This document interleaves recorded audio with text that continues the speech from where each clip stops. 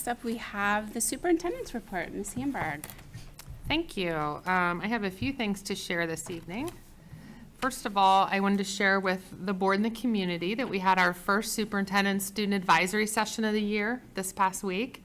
Definitely has been one of my favorite events so far since I've been here in Westerville. We have about 60 students total from our 3 high schools that participate on the advisory group. And based on their feedback from last year, they really enjoyed meeting here together, so they got new ideas and were able to meet other students from the other high schools. So we decided we wanted to do our first meeting here together, and then our team will travel to their respective high schools to have conversations with them about changes they'd like to see in their own buildings. So we were able to get feedback from them on topics like school spirit, course offerings, the physical facilities that they are in every day, and all kinds of different areas. So a big thank you to our high school administrators and to our team here at the district office for helping to facilitate those activities. We also participated in an activity where they put together a big version of our We Are the Ville Belle with letters that they designed to represent all the things they love about Westerville. So that was a really cool activity that Becca Yanni led. So I appreciate everybody's help with that, and we're looking forward to meeting with them back in their buildings in October.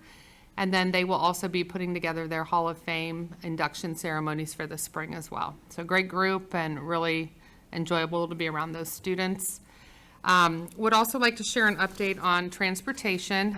We know, as Randy's actually here tonight, he's going to be talking to you about an agenda item here in just a bit, but had asked him kind of for some information because we are struggling with getting routes covered, and I just want to kind of give an update there.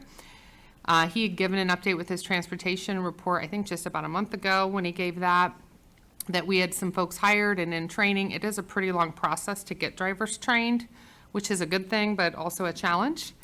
So I can tell you right now we have 7 open routes. We do have 3 long-term absences that will exceed beyond September. We've had 2 resignations since the start of the year. We currently have 5 drivers who are in active training.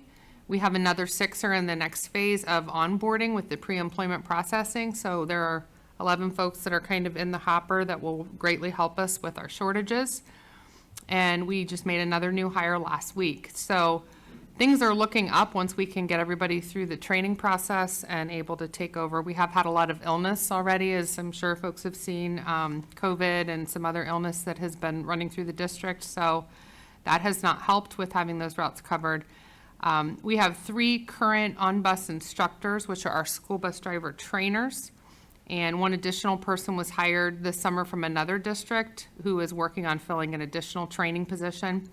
It's been challenging for us to have those folks free to do the training because they've had to cover routes because we have absent drivers, so it's taking a little longer to get the training done. But starting next week, Randy feels confident they're able to cover some of those midday assignments for 2 of the 3 to allow for some more training hours. We'll share we've had 3 early release days so far this school year. And so there are other strategies I know he's mentioned before that we can consider with delays and different types of delays in early release. But our goal is to make sure that we're at least getting as full of a school day in as we can.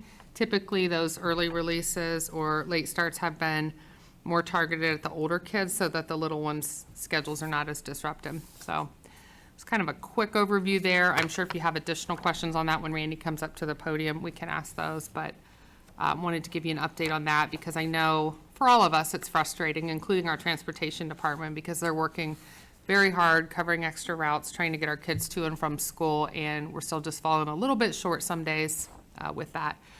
I do want to give a reminder, Columbus has been in the news because of having to cover, they've declared it impractical to cover, and again, Randy may have more insight on this, but all of the routes to the private schools. And so that's one of the things I know the board asked about last time when he gave his transportation report is, you know, we do still have to cover all those even when we're short. So we're doing early releases for our students, but we're still having to cover those private school routes. So that is a huge challenge for us, and I just want to remind folks of that.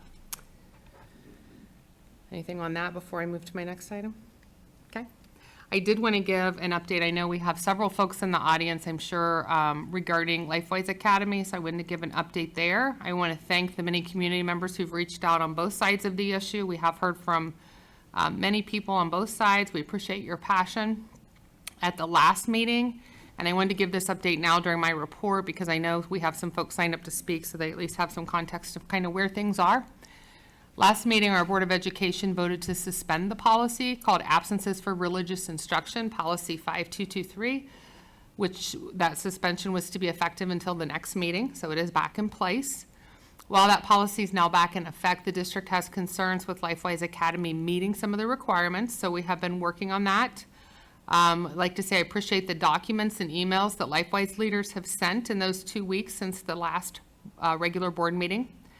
During that time, our team has had multiple meetings with our attorneys. I've spoken with other superintendents, and we've had multiple communications with the Ohio Department of Education and Workforce's Nutrition Department about feeding students during the absences under this policy. So we last met with our attorneys on Thursday afternoon, and as I've shared with the leadership of LifeWise, our attorneys were not yet comfortable with making a recommendation. They are working on an MOU. They did not feel they would have it for tonight's meeting for the board to be able to consider yet. So we will keep you updated as we work through that process. And that MOU is really geared at making sure that there's compliance with the board policy if LifeWise is to continue operating. So I just want to say, while we appreciate LifeWise Academy's urgency, we want to make sure we've done our due diligence in ensuring that policy compliance. Our team has spent a considerable amount of time on this issue as we've been trying to get the year started, so thank you for your patience. We've attempted to fairly balance our attention on this compliance issue with all the many other demands on our time right now for our own programs. So I just want to clarify, I have received some emails questioning if we should be using our time as an administration on LifeWise policy compliance. I've confirmed with our attorneys that not only is it an appropriate use, but we have a responsibility to make sure any outside organization is adhering to our policies. So it was just kind of a quick update I wanted to provide. I know lots of folks have reached out and were interested in whether or not the board would be taking any action. As you can see, there's not a scheduled action item. Certainly the board has board member comments at the end of the meeting where they may make additional comments, and certainly I'm happy to answer any questions at this time. I have a question, just for clarity's sake. When we say compliance with policy, we're talking about criteria within the policy, correct? Mm-hmm. Yes, Not the policy itself, but just the criteria within the policy. correct. Thank you. Anybody else? Right. Okay. Thank you, Mrs. Meyer.